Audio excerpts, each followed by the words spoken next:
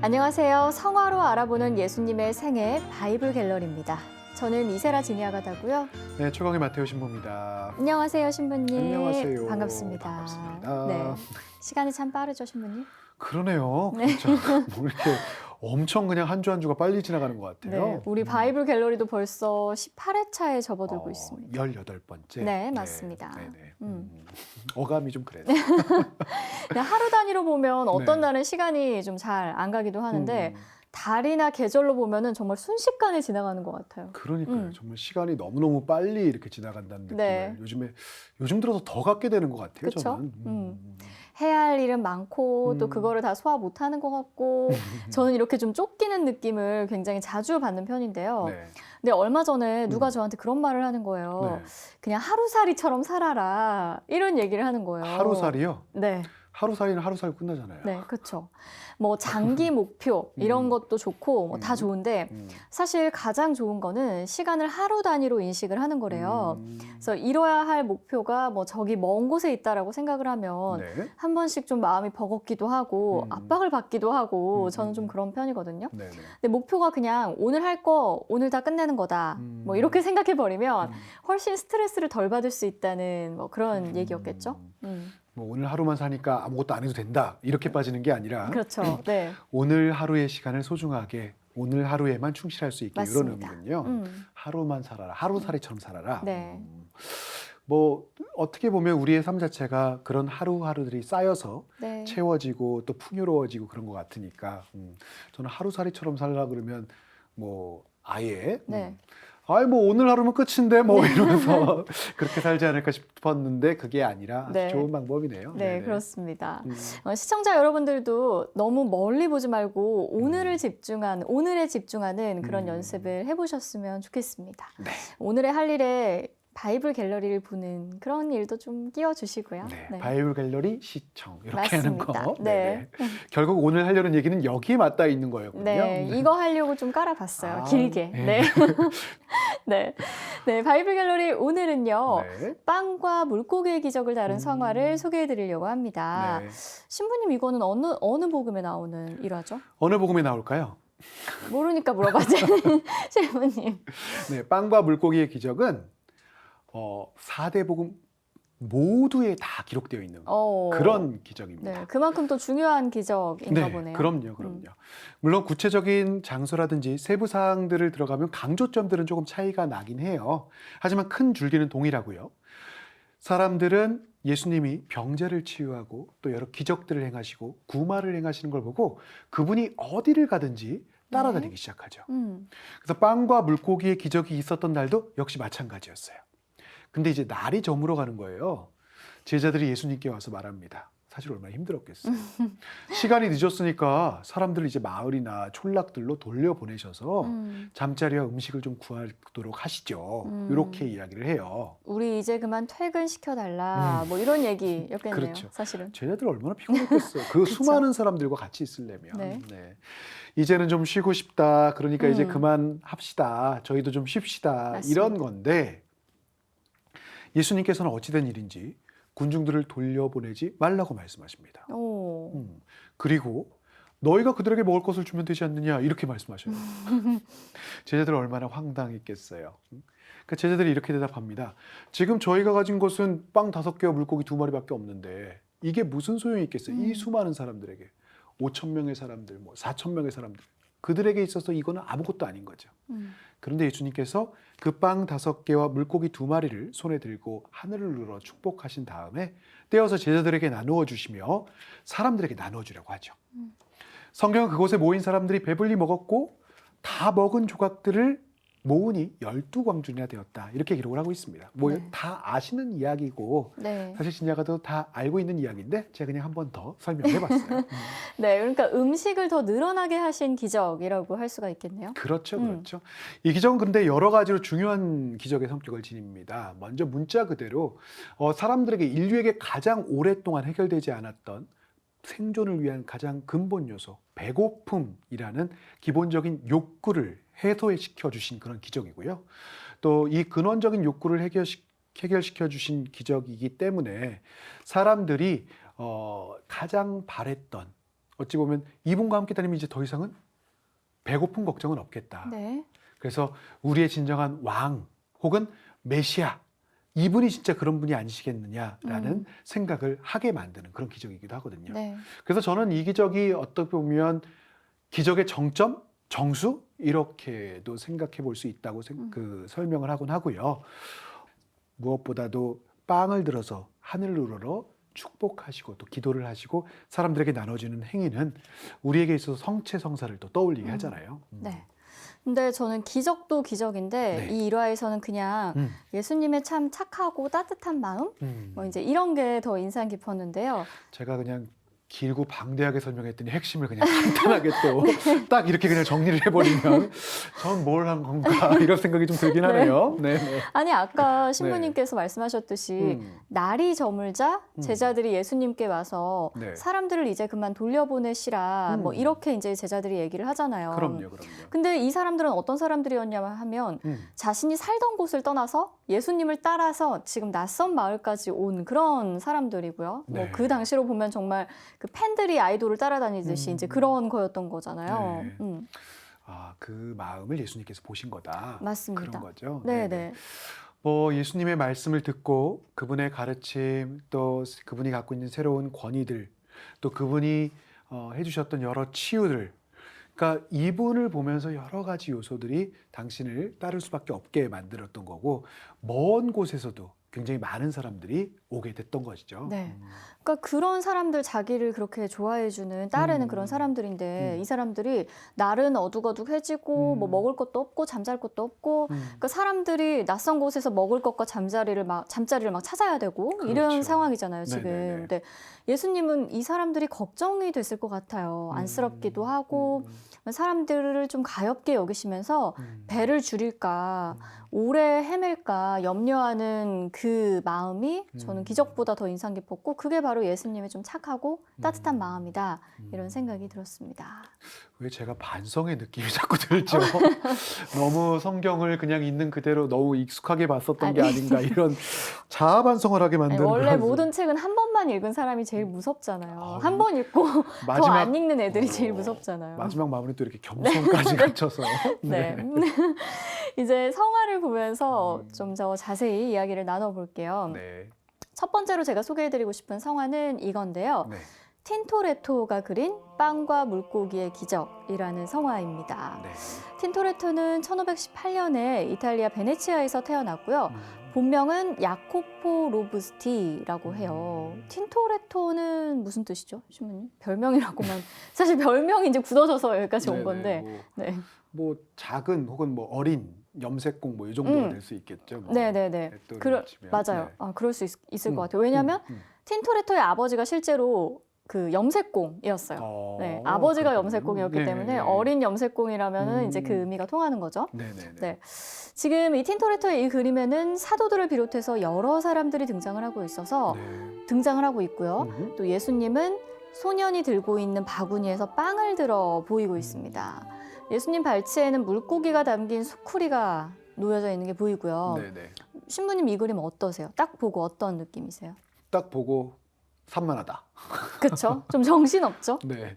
좀 집중되기보다는 조금 여러 가지로 맞아요. 시선이 좀 분산되죠. 그리고 뭐 그림 자체가 일단 가로가 굉장히 길기 때문에 그러기도 하지만 중심을 이렇게 사람들에게 확 몰입하게 하는 그런 성화는 좀 아닌 것 같아요. 네. 그게 말씀하신 게 또 틴토레토 그림의 특징이기도 한데요. 틴토레토는 전성기 르네상스를 이끌었던 선배 화가들이 이룩해 놓은 그 업적과는 반대되는 경향을 많이 보여요. 뭐 예를 들어 레오나르도 다빈치 같은 작가가 안정감과 균형을 추구하고 원근법 이런 것들을 적용해서 공간과 인물을 최대한 사실적으로 보이고자 했다면 철저하게 계산해서 이렇게 그렇죠. 딱 구성을 한다면 근데 틴토레토는 과장되고 역동적이고 좀 극적인 느낌을 주는 어떻게 보면 좀 어수선한 그런 그림을 많이 그렸습니다. 그렇군요. 뭐 성화를 그릴 때도 굳이 지금 보시는 것도 마찬가지지만 굳이 예수님을 완전히 정중앙에 두고 모든 시선이 결국은 그분에게로 향하게끔 그런 설정을 하지도 않아요. 그게 좀 이상하게 느껴지기도 하고 산만하게 느껴져요. 네, 맞아요. 원인 같거든요. 네. 또 그런 면에서는 중심을 해체하는 이런 매너리즘 화가의 면모를 보여주고 있는 거기도 하고요. 오늘 제가 소개해드린 이 그림도 이제 뭐 비슷하다라고 볼 수 있겠죠. 네. 음. 분명 예수님이 가운데 있어서 주인공이다라는 건 알겠는데 그렇다 그래서 이 성화를 보면서 예수님께 먼저 시선이 가고 계속 거기에만 머물게끔 설정했다. 그렇게 성화를 그렸다라고 보여지지는 않는 것 같아요. 그렇죠. 네. 기본적으로 사람이 너무 많아요. 네, 화면에 너무 많은 인물들이 네. 등장을 하죠. 인물들이 너무 많이 등장을 하고 있고 또 그 인물들이 각각의 뭐 행동들, 표정들, 어떤 움직임들이 있기 때문에 그래서 좀 산만하고 시선이 분산되는 느낌을 좀 가지게 되는 것 같아요. 네. 또 저기 화면 뒤쪽으로는 아주 깨알같이 군중들이 또 몰려있는 모습이 그려져 있어요. 네네네. 화면 전체가 사실은 사람으로 뒤덮여 있고 곳곳에 사람이 숨어 있다. 뭐 네. 이렇게 봐도 무방할 텐데 숨은 그림 찾기. 그렇습니다. 역시. 네. 네네. 또 이 작품은요. 음. 가만히 보면은 좀 특이한 면이 있어요. 음. 혹시 뭔지 아시겠어요? 지금 눈치채셨어요? 글쎄 뭐 특이한 건지는 모르겠는데 일단 그냥 그림 안에서는 네. 여인들의 그 옷차림이 좀 먼저 눈에 그렇죠. 띄고요. 네네. 화려한 머리 장식들, 뭐 드레스, 아마도 당대의 귀부인들의 옷차림이 아니겠거나 네. 뭐 이렇게 보여지는데요. 이런 여인들 굉장히 많고 그냥 조금 더 특이한 걸 찾아본다면 이 여인들하고 어린아이가 짝지어져 있는 게 굉장히 좀 많이 보이네요. 그렇죠. 한 팀처럼. 네. 좀 과하다 싶을 정도로 좀 많아 보이긴 해요. 네, 그렇죠. 그게 뭐, 특이한 건가요, 그러면? 맞습니다. 아, 이 정확히 부분은 정답을 말해주셨어요. 네. 뭐 젖을 물리고 있거나 아이를 안고 있거나 뭐 말씀하신 것처럼 모자 혹은 모녀의 모습이 반복이 되면서 지금 그려져 있는데요. 마치 당시 현장에 모인 이 군중들이 뭐 성경에서는 장정만도 5천 명이다 이렇게 네. 표현이 됐지만 네. 틴토레토의 그림만 보면 아이와 어머니들로만 이루어진 것처럼 이제 네. 그렇게 보이기도 하거든요. 틴토레토가 어떤 마음으로 이런 장면을, 이런 장치를 넣었을까 이거를 생각해 보면 작가는 결국 예수님께서 5천 명을 먹이신 이 빵과 물고기의 기적이 그 마음이 굶주린 어린아이에게 젖을 주려고 하는 어머니의 모성과 같다. 뭐 이런 말을 하려고 했던 게 아니었나 싶습니다. 그렇게 보니까 진짜 그런 걸 의도했다면 네. 정말 저희도 머물 부분이 많이 있겠네요. 그리고 또 하나 좀 이상하게 보이는 거, 특이하게 보이는 게 화면 왼쪽에 보면 이 우통을 벗고 앉아있는 네. 남성의 뒷모습이 보이는데요. 뒤에 여성에게 부축을 받는 것처럼 보이기도 하고 뭐 예수님께 치유를 청하는 병자였을래나 이런 생각이 들거든요. 네네. 물론 뭐 예수님께서 병자의 치유를 하는 그런 기적들을 행하신 뒤에 많은 병자들이 예수님께 치유를 청하면서 왔었고 네. 예수님이 가시는 곳마다 따라다녔으니까 그 면을 표현했을 수도 있겠네요. 네네.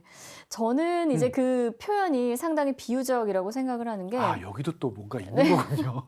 아니 이거 참 오늘 네. 그 병자 네네. 치유라는 그 병자를 치유해 주시다 이 표현이 네. 다분히 좀 비유적이고 상징적이다 이런 생각을 하는 게 네네. 지금도 많은 사람들은 저마다 자신이 가지고 있는 병을 치유할 수 있기를 갈망하면서 신에게 의탁한다 뭐 이런 생각을 하거든요. 네. 근데 비유적이다라는 표현을 쓴 거는 성경에서는 육체적인 병으로 주로 표현이 되고 있지만 그건 결국 육체적인 병뿐 아니라 마음의 병, 정신적인 문제도 모두 포함을 하는 거라고 생각이 듭니다. 그렇게 볼 수 있을 것 같네요. 네. 정말 마음의 예수님의 치유 자체가 그 당시에는 육체적인 병의 치유였지만 그게 결국은 내적인 영적인 치유와 맞닿아 있었으니까요. 네. 뭐 아까 우리가 잠깐 이야기하기도 했지만 사실 이 빵과 물고기의 기적 자체가 성체 성사와 맞닿아 있기도 하고요. 하늘에서 내려온 양식이라는 것은 결국은 그래서 이 성체 성사라는 것은 우리가 영혼의 생명의 양식 또 그 메마름과 갈망을 채워가는 것이니까 네. 지니아가다의 설명을 듣고 나서 보니까 이제 그런 부분도 같이 연결이 되는 것 같습니다. 네. 틴토레토가 그린 빵과 물고기의 기적에 대한 이야기를 나눠봤습니다. 네. 두 번째로 소개해드릴 작품은 요하임 파티니르라는 플랑드르 화가예요. 네. 틴토레토보다는 한 40년 정도 일은 1480년경에 지금의 벨기에에서 태어난 화가이고요. 플랑드르가 그럼 벨기에의 맞습니다. 네. 지명이군요. 이 사람 작품의 기본적인 특징은요, 뭐 성경의 내용을 다룰 때도 주제만큼이나 실제 풍경을 굉장히 중요시했다는 거예요. 사실은 그냥 풍경화 같아 보이지 그렇죠. 이게 지금 뭐 이 성화처럼 그림을 보이지는 봐도. 않거든요. 네네. 네네. 그래서 말씀하신 것처럼 네. 이제 워낙 풍경화에 가까운 그런 그림들을 많이 그렸기 때문에 성화 작가보다는 풍경 화가로 더 알려져 있기도 하고요. 5천 명을 먹이심이라는 이 작품도 마찬가지입니다. 그래서 이 작품의 제목이 5천 명을 먹이심이군요. 네, 그렇습니다. 네. 지금 화면의 3분의 2 정도는 전부 다 풍경이 차지하고 있죠. 뭐 구불구불한 숲길도 보이고 굉장히 넓은 호수도 보이고 마을들, 뭐 나무들 그냥 그 얘기를 듣지 않고 보면 하나의 풍경화에 사람이 그냥 모여있구나 이 정도로 생각이 될 것 같아요. 네, 맞습니다. 지금 화면 하단에 오밀조밀하게 그려진 예수님과 그 일행, 뭐 제자들에 대한 묘사가 없다면 아마 일반적인 풍경화로 분류가 됐을 그럴 그림이기도 해요. 네네네.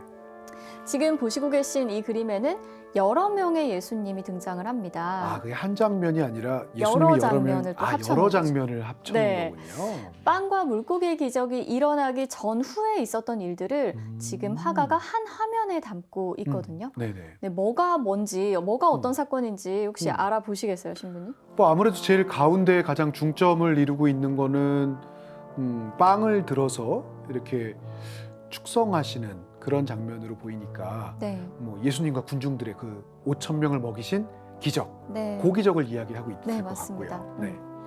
예수님이 지금 자리에 앉아서 아이가 가지고 온 빵을 축성하고 계시고 제자들은 사람들에게 빵을 나누어 주고 있기도 하고 또 마지막은 남은 음식을 광주리에 모아 담고 있는 장면까지가 지금 그려져 있습니다. 그 기적의 여러 장면들이 여기 함께 그렇죠. 포함되는 거네요. 네네. 이것도요. 네, 시차가 좀 있어요. 네. 아, 그래서 이게 하나의 진짜 여러 장면들을 한 그림 안에 모아놓은 거군요. 네. 뭐 그렇게 보면 왼쪽에는 예수님하고 제자들이 둘러싸여 있는 것처럼 보이는데요. 그렇게 보면 아마도 이건 기적 전의 장면이 아닐까 싶습니다. 네. 마르코복음서를 보면요, 기적이 있기 전에 예수님께서 12제자를 불러서 더러운 영들을 쫓아낼 수 있는 그런 권한을 주시고 제자들을 둘씩 짝을 지어서 파견했다라는 장면이 나오거든요. 네. 그래서 파견된 제자들이 각각의 다른 동네들로 가서 복음을 전하고 다시 돌아와서 예수님께 경과를 보고하는 장면이 있는데 그 순간을 표현해 놓은 것 같아요. 네. 지금 화면 그러면 왼쪽을 말씀해 주셨고 네네. 이제 화면 오른쪽에는 배에서 내리는 예수님과 제자들이 등장을 하고 있어요. 배에 내려서 도착한 곳이 바로 이 빵과 물고기의 기적이 일어난 갈릴레아 호수 건너편 마을이라고 할 수가 있습니다. 네네네. 근데 예수님과 제자들이 장소를 옮겨서 이곳으로 가신다는 말을 듣고 이미 사람들은 육로를 통해서 먼저 이곳에 도착을 해 있어요. 왜 굳이 배를 타고 갔죠? 배보다 더 빠른 이제 사람들의 육로 이용이었던 건데 이 요아임 파티니르는 네. 먼저 와서 배에서 내리는 예수님과 제자들을 맞이하는 군중들까지 함께 그리고 있는 거고요. 그래서 자세히 살펴보면 지금 무릎을 꿇고 엎드려 절을 하고 있는 것 같은 사람도 저 뒤에 보입니다. 뭐 그 장면 같은 경우는 마르코복음서 6장 34절 정도가 될 것 같은데요. 네. 예수님께서 배에서 내리셔서 많은 군중들을 보고 가엾은 마음이 드셨다. 네. 그들이 목자 없는 양들 같았기 때문이다라고 이제 기록을 하고 있어요. 네. 병을 치유받기를 원하는 사람들이 이렇게 많다는 것, 또 마음이 힘든 사람들이 이렇게 많다는 그 사실 앞에 또 그들의 그런 육로를 통해서도 막 급하게 그런 간절한 마음에 대한 연민, 또 그들에 대한 사랑의 마음을 느끼신 걸 그럼 표현했다고 할 수 있겠네요. 네, 맞습니다. 지금 이 그림에서는 근데 예수님이 늘 사람들과 함께 계시고 늘 인파에 둘러싸여 있는 모습으로 등장을 하는데 딱 한 장면, 이 딱 한 장면에서만 홀로 있는 모습으로 그려지거든요. 네, 보이는 장면이. 네, 지금 화면 중앙에 네네. 보이시죠? 네네. 명확하게 딱 보이는 것 네, 같아요. 혼자 기도를 하고 계신 예수님의 모습입니다. 이 장면부터는 이제 그 빵과 물고기의 기적 이후의 일인 거죠? 맞습니다, 신부님? 맞습니다. 전 처음 보면서 왜 저게 혼자 한 사람만 저렇게 있을까 싶었는데 네. 그게 예수님의 모습이었군요. 그렇게 전후 관계의 이 이야기로 본다면 사람들을 배불리 먹이시고 이 네. 어마어마한 기적을 행하신 다음에 예수님께서는 제자들에게는 배를 타고 먼저 건너편 벳사이다 지역으로 먼저 가라고 말씀을 하세요. 그리고 군중들을 당신이 돌려보내시고 네. 홀로 되신 예수님께서 산에 올라가서 기도하셨다라고 성경은 기록하고 있죠. 네. 그 순간을 바로 포착해서 그려놓은 것 같습니다. 네. 저는 다른 무엇보다 이 장면에 좀 오래 머물게 됐던 게 오직 이 장면에서만, 이 그림 안에서 네. 오직 이 장면에서만 정적이나 고요가 감도라서 그런지는 몰라도 좀 더 인상 깊더라고요. 근데 성경을 보면 신부님, 네. 예수님께서 혼자 기도하는 시간을 가졌다, 이런 구절이 좀 종종 등장하지 않나요? 네. 뭔가 어렴풋하게 그랬던 것 같은데. 네. 아니 뭐 정확한데 왜 그렇게 자신감을 가지세요? 알겠습니다. 네. 충분합니다. 네. 네. 네. 자주 사실 등장을 하죠. 뭐 중요한 일을 앞두시고 또 예수님께서 굉장히 바쁜 가중에서도 홀로 기도하셨다. 네. 이런 장면들은, 이런 대목들은 자주 나옵니다. 뭐 가장 인상 깊게 남아 있는 건 예수님께서 잡히시기 전날 네. 밤에 제자들과 함께 겟세마니로 가셔서 제자들에게 내가 기도하는 동안에 너희는 여기에 앉아 있어라. 그리고 이제 깨어 있어라라고 네. 말씀하셨던 부분들. 네. 공포와 번민의 당신의 이제 십자가상 죽음을 앞두시고 돌아가심을 앞두시고 홀로 피땀 흘리며 기도하시는 장면들이 저는 이제 계속 가장 이제 기억에 남고 또 마음에 와닿네요. 네. 저도 뭐 어느 날 강론에서 네. 사람은 혼자 기도하는 시간이 반드시 절대적으로 필요하다, 뭐 이런 말씀을 제가 들은 적이 있는데요. 네. 이 혼자 기도하는 시간은 뭐랄까, 뭐 하루에 단 5분이라도, 뭐 잠들기 전에 몇 분이라도 자발적으로 침묵이나 고요의 시간을 만들어서 하느님과의 관계가 끊어지지 않도록 그분 안에서 삶을 돌아보는 시간이 좀 필요하다, 네. 이런 얘기가 아니었을까 네. 싶습니다. 그런 시간들이 우리 삶에서 특별히 신앙인으로 살아가는 데는 정말 굉장히 중요하고 또 핵심적인 시간이라고 생각이 되는데요. 어쩌면 파티니르가 예수님께서 제자들도 또 군중들도 없이 오롯이 혼자 기도하시고 계신 이 장면을 가장 중앙인 화면에다가 또 홀로 이렇게 계신 모습으로 그려 넣은 것은 예수님께도 이 시간이 다른 어떤 시간보다도 꼭 필요한 시간이었다라는 강조와 더불어서 이 성화를 또 이 그림을 보는 사람들을 그런 은총의 시간으로 초대하고 있다라는 생각도 좀 가지게 되는 것 같아요. 네, 알겠습니다. 이제 시선을 좀 더 위쪽으로 옮겨볼게요. 호수를 한번 봐주시겠어요, 여러분? 지금 배를 타고 있는 제자들이 있고요. 예수님으로 보이는 분은 강 위에 떠 계시고 한 사람은 강에 빠져 허우적대고 있는 모습입니다. 네, 이 장면도 기적 이후죠, 신부님. 네. 그렇죠. 뭐 성경을 따라가 보면 벳사이다로 들어가 있으라는 예수님의 말씀에 따라서 제자들은 배를 타고서 이제 건너편으로 향하는데 예수님께서 홀로 기도를 다 마치시고 난 뒤에 제자들의 배는 아직 목적지에 도착하지 못한 상태였어요. 네. 성경을 보면 그날 맞바람이 굉장히 심해가지고 유독 그 속도가 더 늦었다라고 기록되어 있고요. 기도를 마치신 예수님께서 제자들과 합류하려고 물 위를 걸어서 배를 향해 가시고 네. 이를 본 제자들은 유령인 줄 알고 기겁을 하죠. 본인의 신원을 밝히자 베드로가 정말 주님이시라면 저더러 물 위를 걸어가도록 명령하십시오 라고 이야기를 해요. 실제 베드로는 예수님의 말씀을 듣고 물 위를 몇 발자국 걷죠. 근데 갑자기 바람이 불자 두려운 마음이 들었고 두려움을 느낀과 동시에 물에 빠져버리고 맙니다. 네. 사실 이 정도 되면, 이 정도 기적을 보여주셨으면 예수님의 권능을 온전히 믿을 법도 한데 베드로를 비롯한 그 제자들에게도 그게 참 쉽지가 않았나 봐요. 네, 눈으로 예수님이 일으키는 기적을 직접 보고 체험을 했으면서도 네. 완전히 믿지 못하고 불안해하는 모습이 우리의 모습과 참 닮아있다, 뭐 이런 생각도 들었는데요. 네. 우리의 마음을 변화시킨다는 것, 또 우리의 행동이 변화한다는 건 사실 그만큼 어려운 일인 것 같아요. 네. 물에 빠진 베드로를 이제 건져주시면서 예수님께서 베드로에게 이런 말씀을 하시거든요. 이 믿음이 약한 자야, 왜 의심하였느냐? 왜 의심하였느냐라는 이 말이 믿기만 해도 마음속 두려움과 불안함을 해결할 수 있고 당신께 대한 믿음이 우리의 그러한 어찌 보면 허상의 불안감들 또 두려움들 이런 게 굉장히 많잖아요. 그런 부분에서 흔들리지 않음을 초대하시는 건 아닐까 이런 생각도 좀 듭니다. 네.